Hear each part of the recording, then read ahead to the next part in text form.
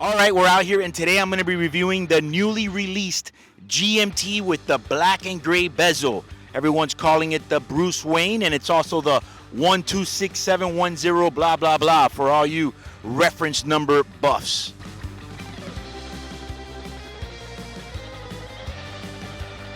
So first off, this is one of the watches that just got released, and I'm not surprised that it's one of the first ones that started rolling off, because you know how it is. Watches come out, everybody starts calling you, hey, can you get it? No. But surprisingly, this was the first one that started to roll out. This is the model that started to appear everywhere. Now, for me, it's been quite surprising that we have not had an all-black GMT since 2019. Okay, it's pretty much 5 years of not having a brand new black GMT, which I feel has always been traditional. I know that from the very beginning, the GMT has always been more of a bi-colored bezel. However, it's always nice to have that clean black look. I feel that historically, the Submariner, stainless steel, and the all-black GMT have been stellar sellers for a long time. Some people would gravitate more towards the sub because it's all steel with all the satin.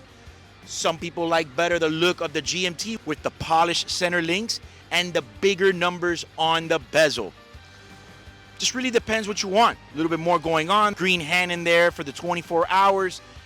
But I was quite surprised that for the last 5 years, all we've had is the options of bi-colored bezels in the form of the Batman, the black and blue, or the Pepsi, the red and blue. And then the new Lefty Sprite, whatever you want to call it, green and black, which personally I think is a killer look. But even though those colors do look great, and not one of them is a bad choice, they are all great choices. Sometimes you just kind of want something plain, something with a monochromatic look. And I was quite surprised that for a while they did not have the black. And then I also thought, what are they going to do? Just bring back the black with the new movement of the 126710 and just slap a black ceramic bezel on there? I mean, really, it would be great, but it's kind of uneventful. Now stop lollygagging right there and hit that subscribe button right now and don't miss any more content. Then me really not even realizing that new version of the yellow gold that came out with the black and gray and the all gold with the black and gray, not for a second did it even occur to me that would look great in stainless steel. What an easy play. And here we have it, the black with the gray in stainless steel. Love it. Personally, I love it. I've had some of my friends and colleagues say that maybe they would have liked it if it was all gray. Sure, the all gray might have been nice, but I do love the bi-colored look. Plus, I do think that the functionality of the bi-color is better when you're working with the GMT.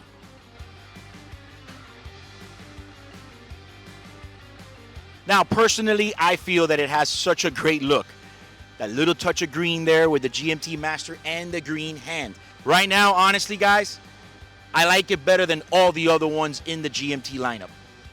I know, it's crazy, something so stupid, just like a little gray line in the bottom and voila. Sometimes something so simple like that works. I don't know what it is. I mean, it just, I don't know. It's like putting on a different color wig on your girlfriend or wife. It just changes that much more. It is what it is.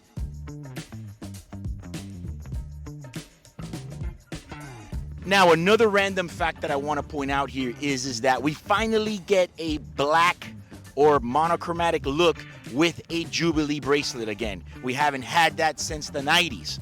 And to be honest with you, I like best this look on the Jubilee.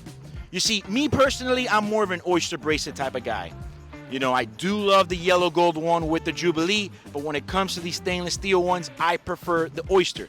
But if you line them all up on Jubilee, I think that this color combination looks best on Jubilee.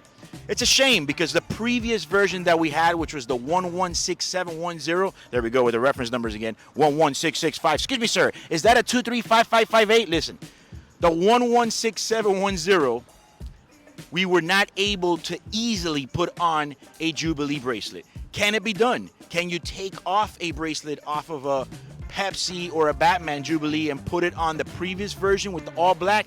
Yes. But it doesn't fit correctly because Rolex plays this little trick on you with the pins.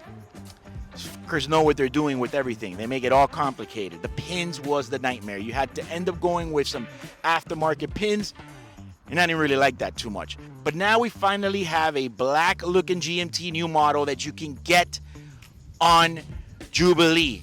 God damn you, Rolex. What will you come up next? Yes, that was sarcasm. Let's talk a little bit about the prices. You know, of course, there's always that first one that comes out and people want $30-something thousand for it, which I think is just stupid, to be straight up with you, because these watches are not going to be limited. They're going to be around. They're going to be making several of them, and many are going to be sold out into the market. But right now, today, right in the start of the summer, we're about to be in June pretty much, okay? They are in the mid-20s. That's the market for them. 25, 27, around there. I don't know really how long it will stay there or if it will stay there, but I foresee at some point that maybe it's going to end up being very similar to the price of about a Pepsi. You know, right now the Pepsi, the Batman, the lefties are in the same area. I would say the Batman would be the weakest one of all, but not by a ton of money. But yes, that is right now. Now let's talk a little bit about the name, the Bruce Wayne. People are calling it the Bruce Wayne. Guys, I don't make this stuff up. I don't really care to name these watches, nor do I care to call them by their exact reference number. I just rather say the black and gray GMT. What's wrong with that? But I think the Bruce Wayne is kind of fitting. If you want to go that route, you know, the Batman, black and blue, I guess. A friend of mine mentioned this the other day, and I thought about it. I said, that's pretty interesting. If the green on green sub is called the Hulk, then why isn't the black dial, green bezel Starbucks called the Bruce Banner? I thought that was a pretty good analogy there. I think it could hit, but nobody came up with it fast enough, so it is what it is. As of right now, we're calling it, I guess, the Bruce Wayne. And personally, I think it's a hit.